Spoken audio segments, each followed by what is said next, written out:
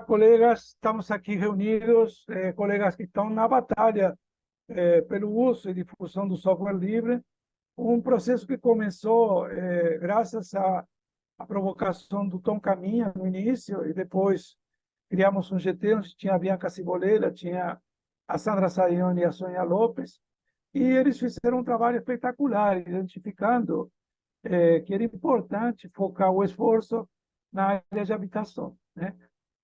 Com essa demanda, nós fomos atrás e conseguimos estabelecer um contato com o Rio Grande do Sul, que já tinha um contato, um convênio com a Federação Nacional de Arquitetos, que aqui está impulsionando o solar. O solar é o grande guarda-chuva que tem, que concentra o software livre, né? A partir disso, teve os cursos gratuitos no Rio Grande do Sul, e no Rio nós contratamos 75 blocos na área de habitação, que facilitam enormemente o uso dessa ferramenta, né? Depois teve a imersão no CAU, na sua cidade de Madureira, e depois temos tido os cursos em todos os CAU na sua cidade. Mas acho que isso hoje já é passado, é um momento de celebração também, porque avançamos muito nisso, mas a grande questão é bater um papo hoje com os colegas que estão aqui para discutir a continuidade dessas ações, a importância delas para o bem dos nossos profissionais, né?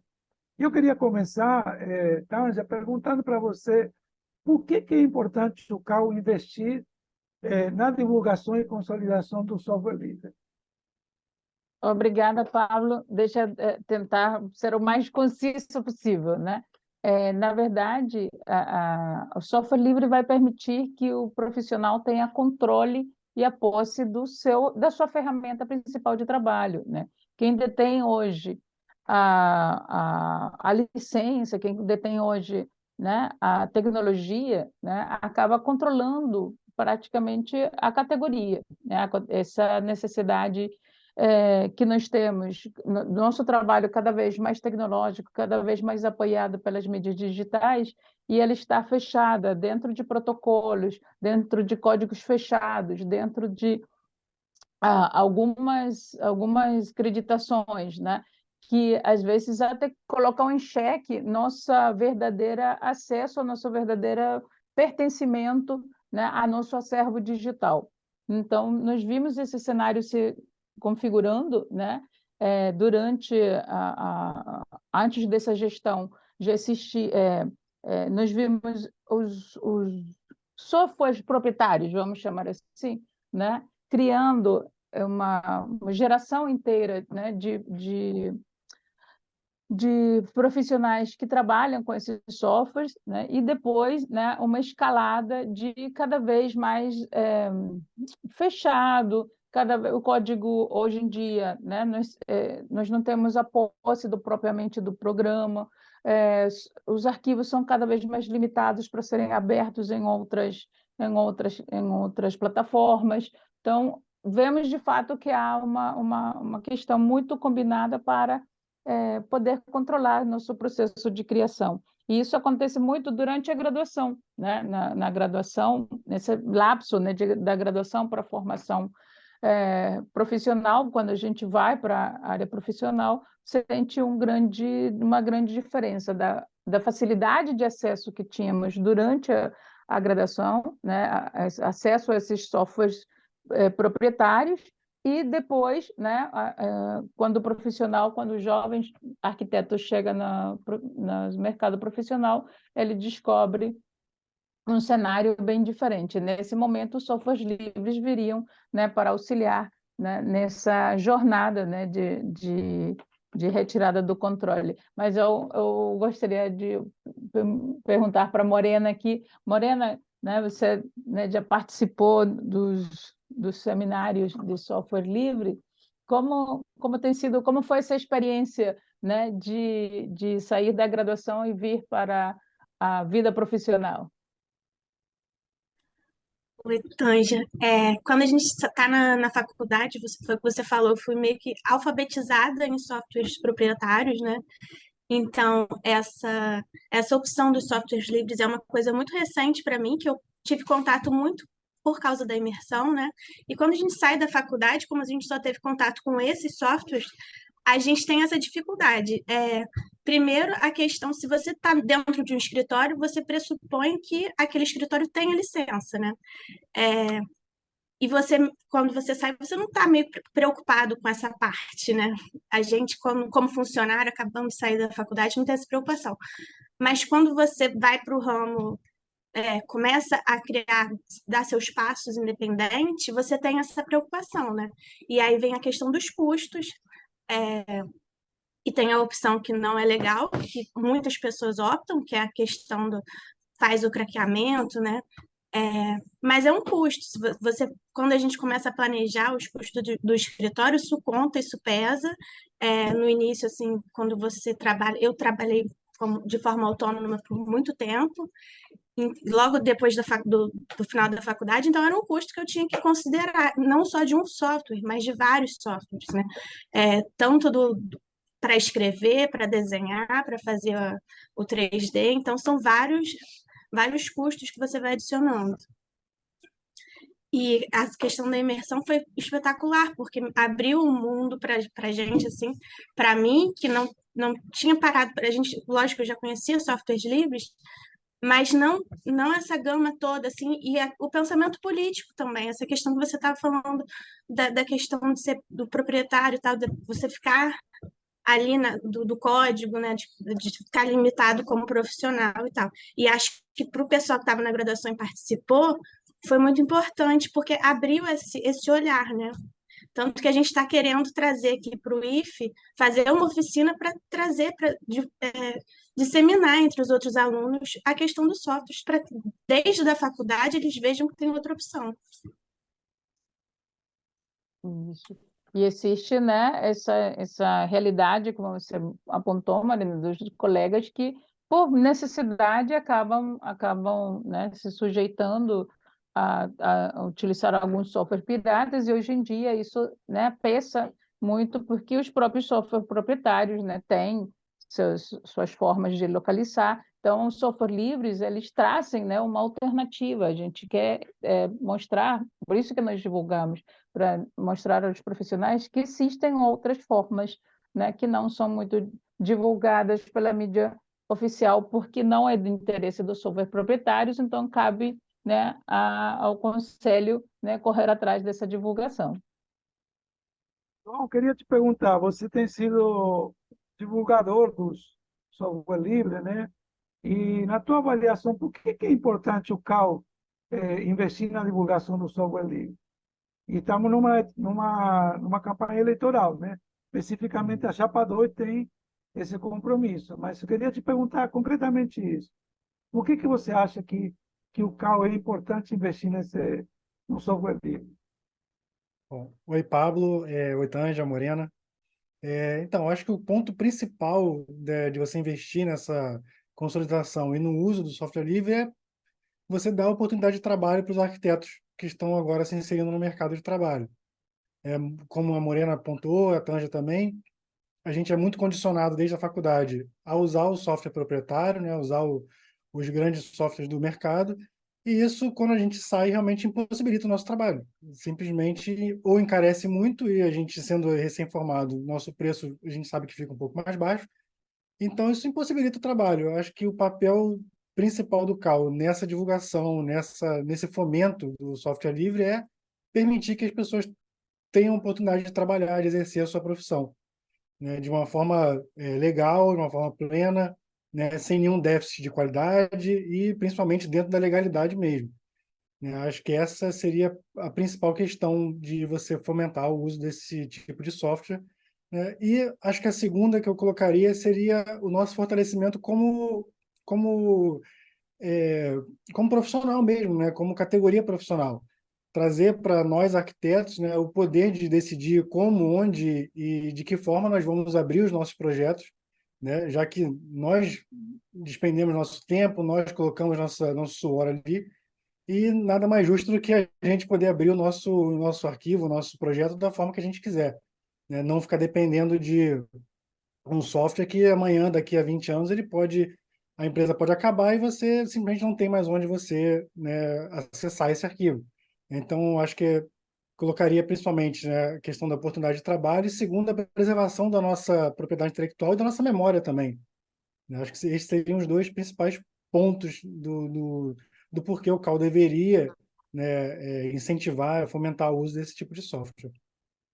Mas, Agora, João, João, desculpa, tá? Tem um não, não, folclore aí que o software livre não atende. Você é um craque, você domina todos eles, né? Mas tem um folclore que o software livre não atende a demanda profissional. Você poderia comentar para a gente quais são os programas e a capacidade deles e a tua experiência, até depoimento pessoal nesse sentido? E aí acho que abre para todo mundo, a Morena também, comentar e a Tanja também comentar. Claro, eu acho que talvez num passado bem distante isso tenha sido verdade, mas hoje realmente não passa de folclore, né? A gente tem diversos softwares que substituem ou na integralidade ou parcialmente os softwares proprietários, né? Eu posso citar aqui alguns que são os mais difundidos do nosso ramo, né, da nossa atividade, que seria o QCAD, né, que ele está ali substituindo o AutoCAD da Autodesk, e ele substitui de forma plena, né, são pouquíssimas funções que são perdidas nessa troca, o que não impossibilita em nada você executar um projeto, né, desde o estudo preliminar até o executivo, sem nenhum tipo de perda de qualidade, né? Partindo um pouco mais para frente, né? A gente hoje em dia se fala muito do BIM, né? A gente tem aí diversos editais já colocando o BIM como exigência. Então você tem aí o FreeCAD, que ele é uma ferramenta BIM, né? Também utilizada para projeto de arquitetura. A concepção inicial não foi essa, mas ele já foi adaptado para o uso em projetos arquitetônicos. Também consegue executar de uma forma totalmente tranquila.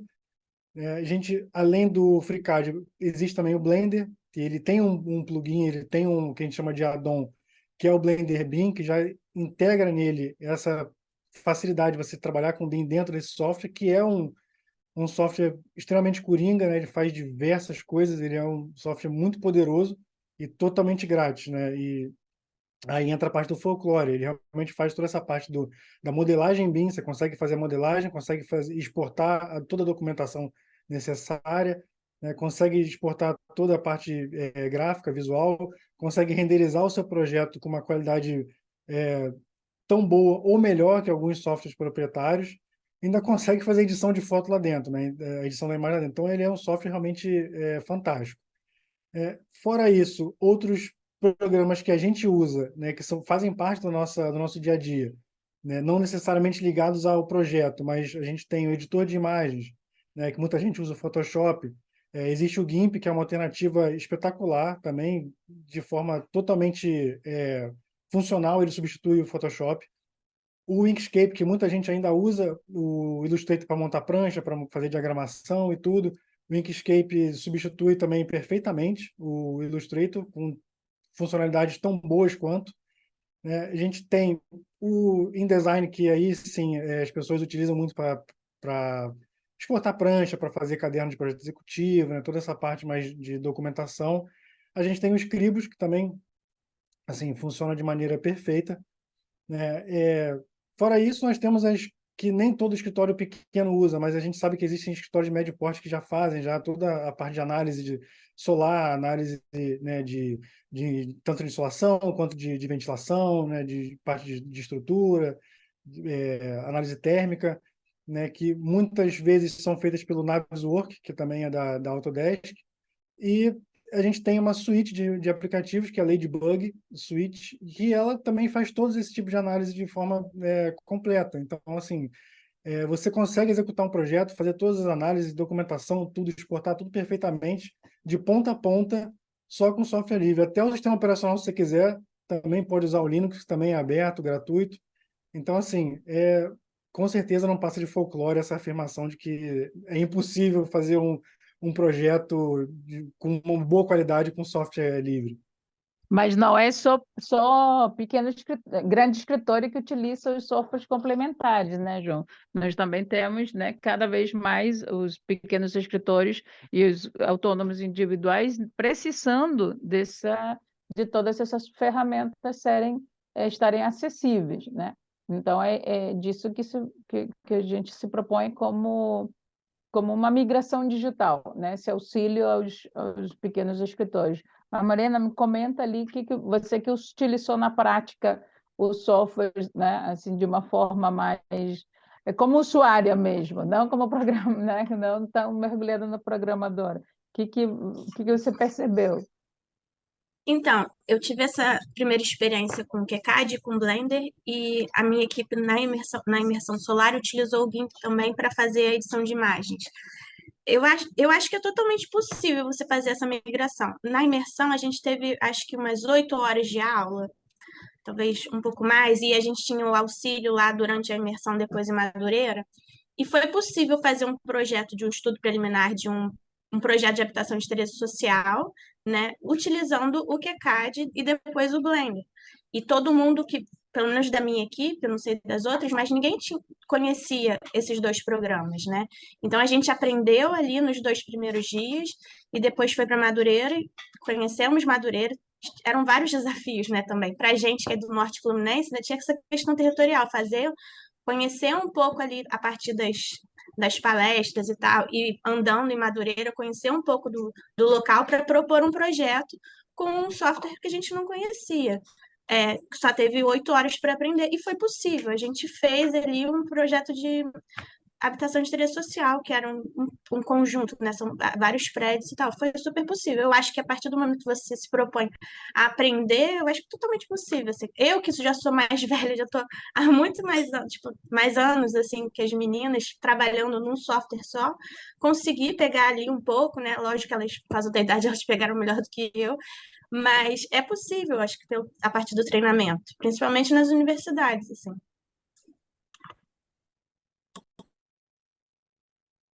Então, para fechar, gente, o que o CAU e a nossa chapa devem propor daqui para frente? Faço a pergunta para os três, rapidamente, para fechar essa reunião tão legal, tão instrutiva para mim também, né? Então, quem fala aí primeiro? João, quer falar primeiro? Depois Ângela, depois Moreno. Olha, eu acho assim, que o trabalho que o Cal já vem fazendo é muito bom, dessa parte de você incentivar o conhecimento, né, o conhecimento não, de alertar as pessoas, os profissionais, que esses softwares existem, que é possível de se fazer. E eu acho que o que o Cal pode fazer assim a mais é realmente mostrar de fato que um projeto pode ser feito nele. Eu acho que com a imersão isso já foi demonstrado, né, com os alunos e os recém-formados. Mas acho que os profissionais mais antigos também precisam conhecer essa ferramenta e ver que é possível você fazer, né, um projeto. Né? A gente não precisa ter medo de mudar, é uma mudança que até que nem é tão dolorosa assim, nem dói tanto. Então, acho que esse seria assim, um ponto que eu colocaria, que o Cal incentivasse mais essa noção da possibilidade de fazer, né? E da demonstração de desse processo ser feito, né? Então, acho que isso seria interessante. Bom, eu acho que o CAL poderia criar todas as condições para que os pequenos escritórios e os autônomos, né, que talvez tenham um pouco mais de dificuldade, né, de fazer essa migração por um volume alto e talvez até uma dependência maior das ferramentas digitais, porque não devemos mudar só a ferramenta digital, né? Nós também temos que mudar o hábito das pessoas. Então, tem um outro olhar, né, que é a capacitação do ser humano, né? desse novo empreendimento, pensar nos processos dos escritores, que a migração digital seja inserida dentro da particularidade de cada escritório. Eu acho que isso nós podemos viabilizar e instrumentalizar também. Concordo muito com isso que a Tânia falou, né? É mostrar qual é o lado positivo, né? De você aderir ao software livre e tal. Eu estou muito por dentro da universidade, assim, mesmo sendo arquiteta, estou muito aqui dentro. E aí eu acho que vou falar pelo lado da universidade. Eu acho que uma coisa interessante que o Cal poderia fazer, essa questão da imersão e das oficinas, quando faz o Cal na sua cidade, eu acho que é uma ótima apresentação, mas em relação aos cursos de arquitetura, é conversar mesmo com os coordenadores para implementar isso nas aulas, né, de expressão gráfica e tal, para que faça parte da formação desde o início do arquiteto.